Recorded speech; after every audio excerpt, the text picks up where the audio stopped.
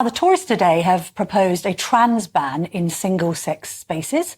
This is what Kemi Badenoch, the Women and Equalities Minister, told GB News about the policy earlier.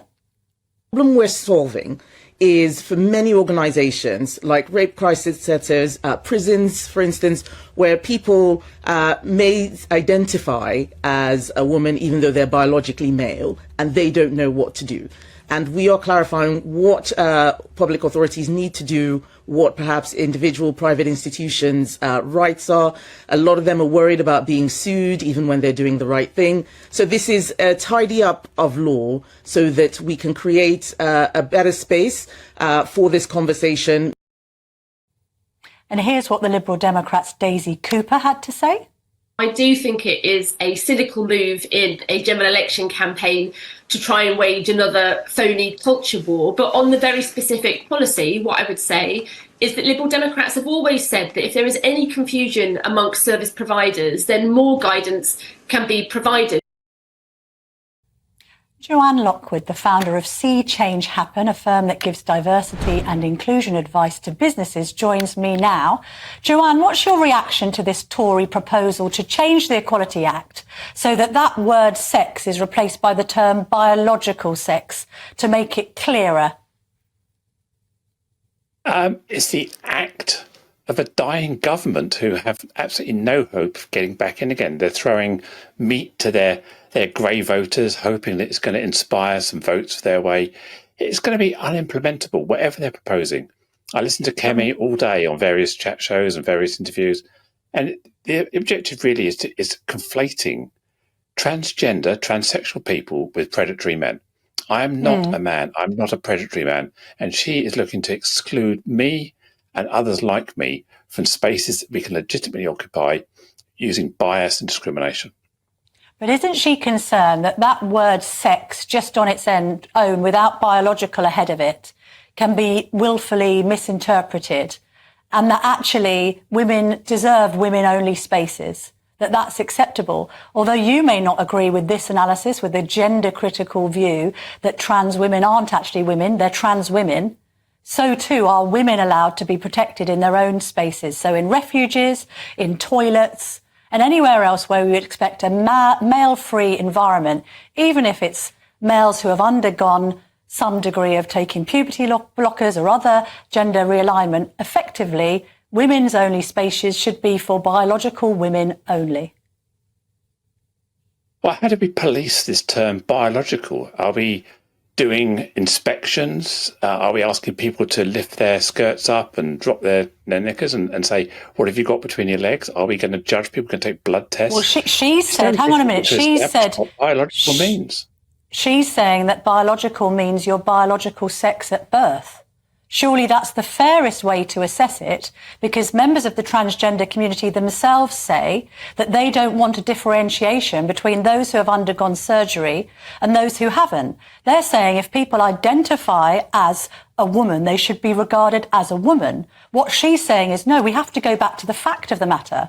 And when it comes to women's only spaces, the only assessment we can ever really make, and the only assessment we can ever use to be fair, is to go back to the beginning, look at a birth certificate and say, in what sex was this person born?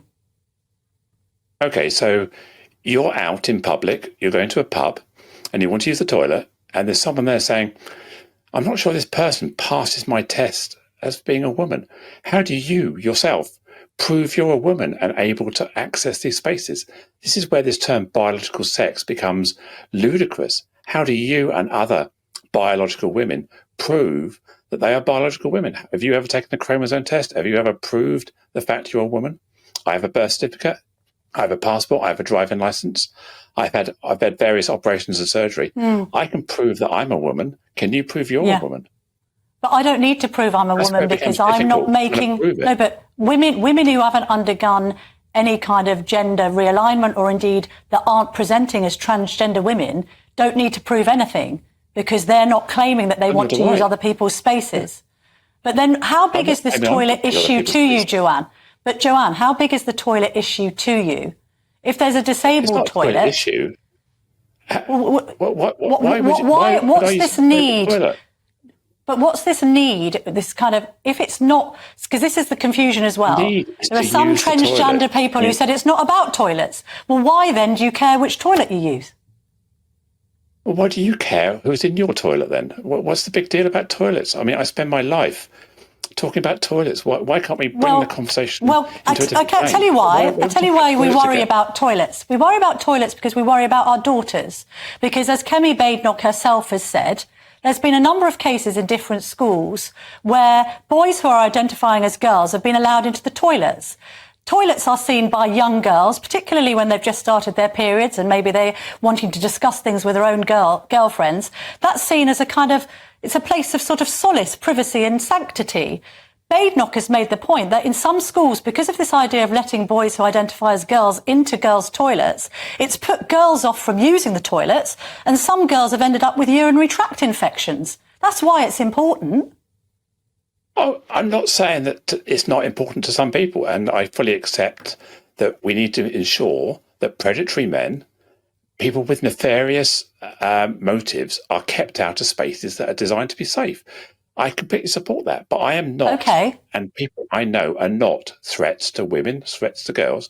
We are not predatory. What Kemi is trying to do is use the trans argument against trans women. What about trans men? If you think about a trans masculine person who's on testosterone, their voice has deepened, they've grown a beard, they've probably lost some hair, they may be bulked up in muscle, and they're forced to use the female toilets. How are you going to feel if a trans man is in the toilet and you won't be able to distinguish whether that man is biologically male or biologically female? She's asking for clarity, isn't she?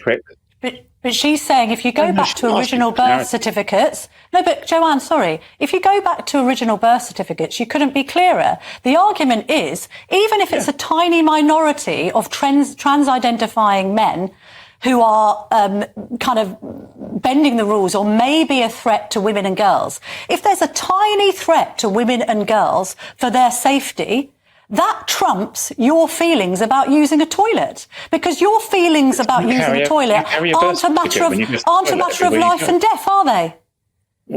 How often do you carry your birth certificate with you when you're out in public, when you're using the toilet? How often do you prove that you're a woman? We're going to find that people who may be butch lesbians, people who don't conform to the gender norms, trans-masculine people, are going to be policed because of how they look, how they sound. And surely that is one of the fundamentals of the Equality Act, is not to discriminate based on how someone looks or sounds. That sounds like a backward step to me. OK, Joanne Lockwood, thank you very... No, OK. I mean, it's been a good debate. I hope you'll agree. I appreciate your view. I disagree with your view. But that's what GB News is all about, Joanne. We respectfully disagree. And thank you very much indeed for joining us this evening. And good luck with your birth certificate and carrying it around with you to prove you're a woman. OK, well, I won't need to because I'm not transgender. Joanne Lockwood is the founder. If you don't carry your birth certificate, you won't prove you're a woman. But I don't need to prove whether I'm a woman or not, because I'm not saying I want to use male-only spaces. This is the difference, Joanne. No, we have to leave it there for time reasons. You're a woman. What if I doubted you're a woman? I want you to prove you're a woman. How does that work? I'm just saying this is the flaw in the argument that Kemi's come up with. Every woman is going to have to prove they're a woman. It's not, because it's not legitimate to doubt whether actual women are women because they're saying they're women. What we're doubting is whether trans women are women or whether they are men. And I'm arguing that biologically, trans women are men, regardless of what they say. OK, all right. Let's leave it there. Thank you. Joanne Lockwood is the founder of See Change Happen, a firm, as I said, that gives diversity and inclusion advice to business.